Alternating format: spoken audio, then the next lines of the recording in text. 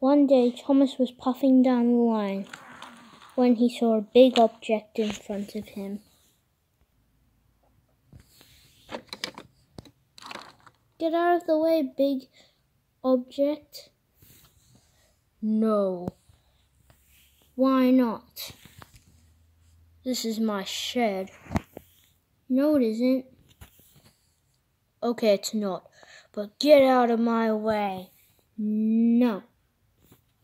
Oh well.